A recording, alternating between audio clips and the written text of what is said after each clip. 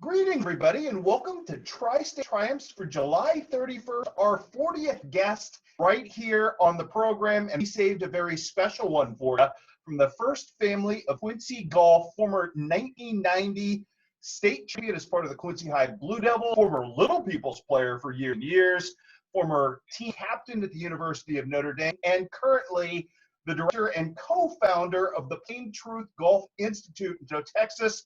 He is, of course, Chris O'Connell, who is noted as one of the most amazing teachers in the country, as certified by Golf Magazine for every year since the last 10 years we've talked to you, it seems like, Chris. Obviously, high-end clients with Matt Kuchar, Mr. Mahan. You have done some amazing things in golf, sir, since leaving the city of Quincy. I want to start with you, Chris, here, because at the core of what you do is teaching and instruction. And what has this journey sort of taught you along the way about that art that applies to any of us in this world that are trying to convey something to our fellow man? Right, Chris. Well, I appreciate you having me on the show. Always great to connect with people in Quincy. I don't get back as often as I'd like to, but I sure have fond memories of growing up in Quincy. It's funny how we kind of end up in a certain place in life. I never, ever did I want to become a golf coach. I wanted to be a golf pro. I wanted to play. I kind of grew up looking at teachers as the reason they taught is because they couldn't play. And now here I am, a teacher. And it's funny how you get there. And when I finally quit playing, along the way, when I was trying to play, I was able to caddy on tour for Peter Jacobsen. And so I had a good idea of what it took to make it out there. And while I was trying to play, I was caddying for Peter, and then I totally quit caddying and played full time. And I gave myself 3 years, and I knew at the end of those 3 years, if I wasn't where I needed to be, that I couldn't support myself, that it was time to do something else. And I didn't know what that something else was, and that something else scared me because I didn't have a plan B. I was going to play the PGA Tour. And along the way in trying to get better, I knew my skills weren't good enough. I met a guy named Jim Hardy, and Jim Hardy is my mentor. And Jim is the first person that kind of made this mysterious game of golf make sense to me. And so anyway, at the end of those 3 years, I wasn't at the level I needed to be. I had improved, but I still wasn't good enough to play the PGA Tour.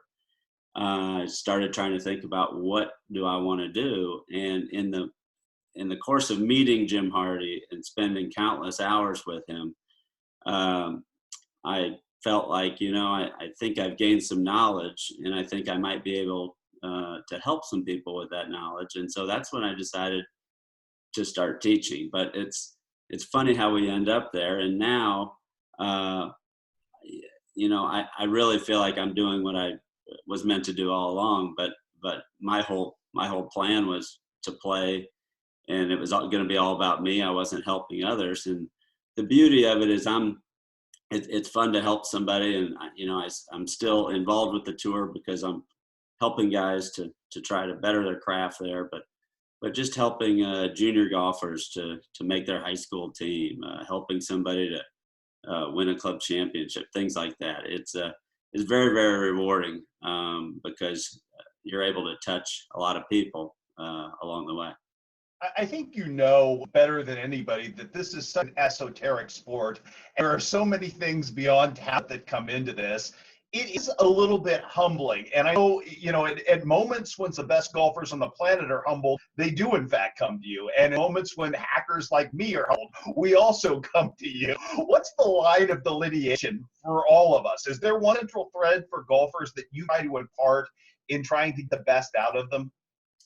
Well, when somebody comes to you, they're not playing to a level that satisfies them.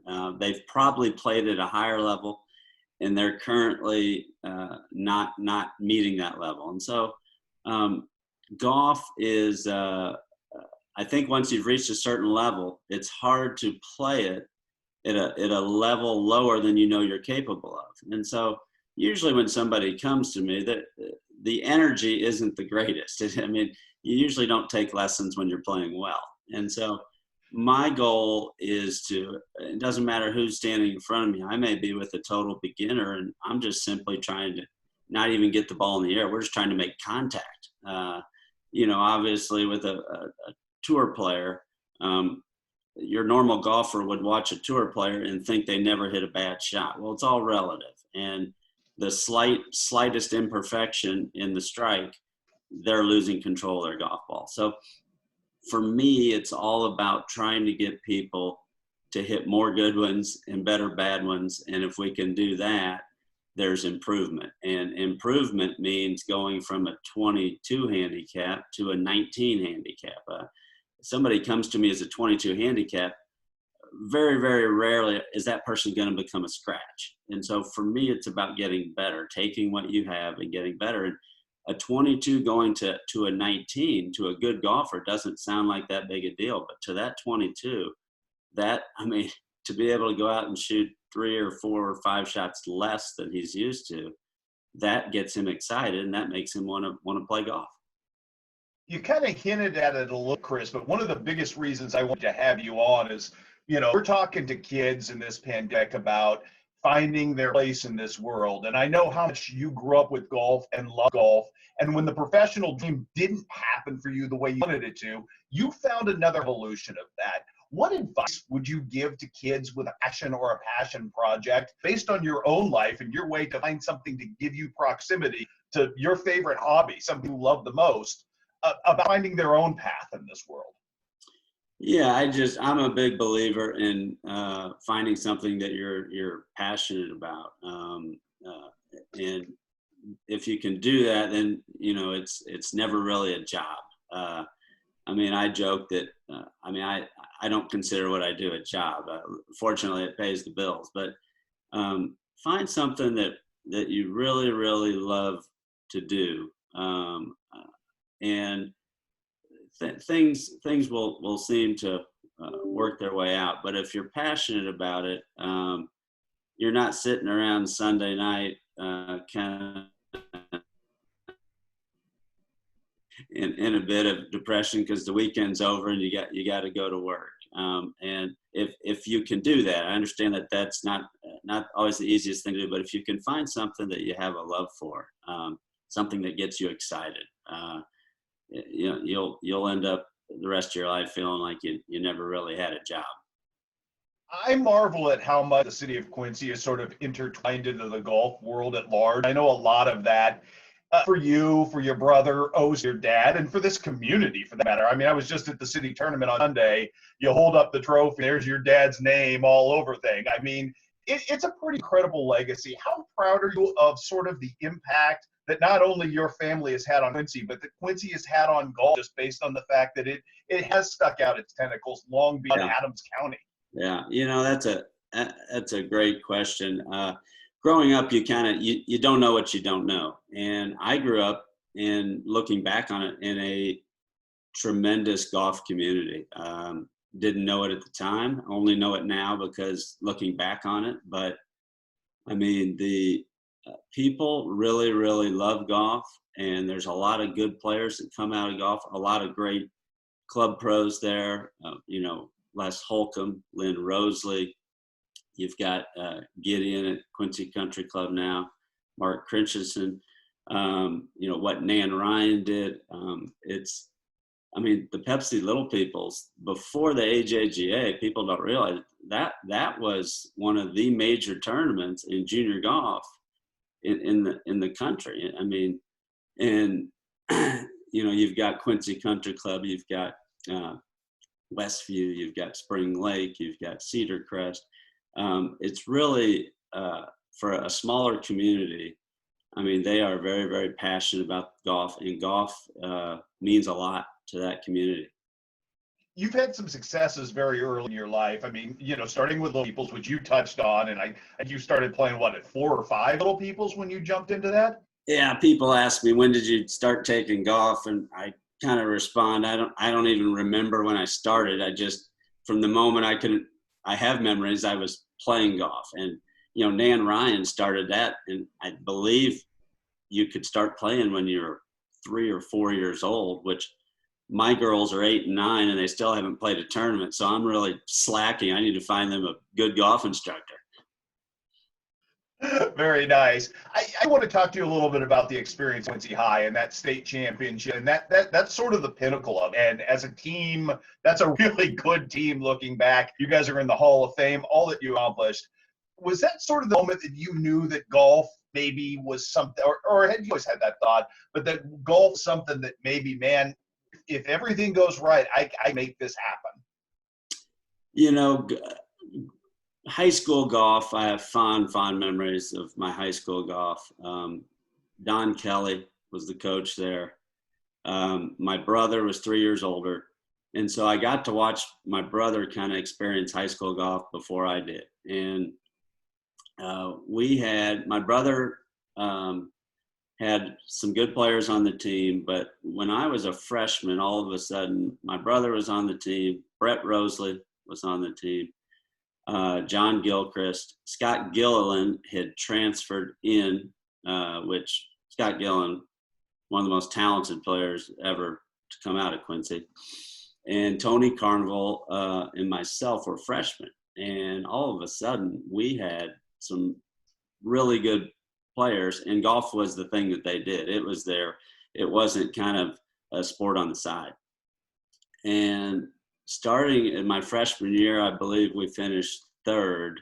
And then we lost Scott, we lost Brett and my brother. And sophomore year, we had a really good team. We did not get to state. And then Ryan Graff kind of came on the scene, a little bit of a late bloomer, and we had Andrew Cashman and we had David Pruitt. Cashman and Pruitt, the two iconic names in Quincy golf. And we had Eric Yount. And our junior year, we knew we were the best team, and we ended up losing by one shot. And that's what made our senior year even that more sweet, was coming back and winning. But that's something I still have in my office. There's a huge sign. They gave us, I don't know if they still do, but they gave us like a road sign. When you come into the town, it tells 1990 Quincy High champions. It's still in my office. And so every time I look at it, I have a lot of great memories about that. Chris, a lot of us whatever success we have, we carry, where we're from and how we were raised with us. What stands out about the whole Quincy experience when things got tough for you, that kind of got you over the hump, that a lot, because nobody's line of success is ever totally linear. There are ups and downs for everybody. What from this upbringing, what from being a Blue Devil, what from being an O'Connell, allowed you to achieve what you've achieved through the bumps, ups and downs, and peaks and valleys of it all? I think golf is a great teacher of life. Golf, you're kind of out there on your own. You feel like you're on an island. You don't have any teammates. Golf is not for the faint of heart, especially competitive golf. So I think that builds character. But my parents instilled a lot of character in my brother and I. They had a rule that if you started something, you had to finish it. And I remember I decided I wanted to play piano one year, and I quickly figured out I didn't want to play piano. Well, guess what? I had to play piano for a whole year. And one time I decided I wanted to wrestle. I was going to be, Hulk Hogan, and I wanted to quit that. And so they were big on, hey, we will support you, anything you want to do, but you're not going to quit. And so that is kind of a lifelong lesson that's really, really stuck with me. I know you've been pretty blessed along the way, not just with great parents and obviously a wonderful brother, but some incredible mentors and people who've kind of lifted you up and given you some opportunities based on relationships you've made. Who on that list, Chris, is super important, and I know that could take forever to name, but right. These people do deserve a shout out. Yeah, I've had some just monumental pillars behind me, and I remind myself every day, and I'm grateful every day that my life wouldn't look anything like it does without them. My dad was good friends with D.A. Weibring, and D.A. is like a second father to me. And you know, the opportunities that DA afforded me, as a kid, you didn't really understand, but every year he would bring in PGA Tour players to Quincy, Illinois to play a one day exhibition. And I mean, I got to hang around tour players. I got to, DA was my idol. So I got to spend time with DA. I would caddy for DA, got to caddy in the same group as Payne Stewart, Curtis Strange. I mean, Byron Nelson, probably one of the last public rounds of golf Byron Nelson ever played. And I'm caddying alongside him. And those kind of things, the influence that those have on you as a kid and as a golfer. I mean, you would caddy all day, and then the minute that thing was over, you were over at the course because you wanted to see if you could do what Payne Stewart just did. I mean, and because without that, I wouldn't have gotten to see professional golf. There was no tournaments in St. Louis, at the Quad Cities, but to be honest, I don't think I went to my first professional event until I was a senior in high school. But DA has been just a rock for me, my brother. And when I decided to turn pro, we moved down to Dallas, and he's just been right there every step of the way. He introduced me to Peter Jacobson. Peter Jacobson introduces me to my teaching mentor, Jim Hardy. And without DA, I wouldn't want to think about, what my life would look like.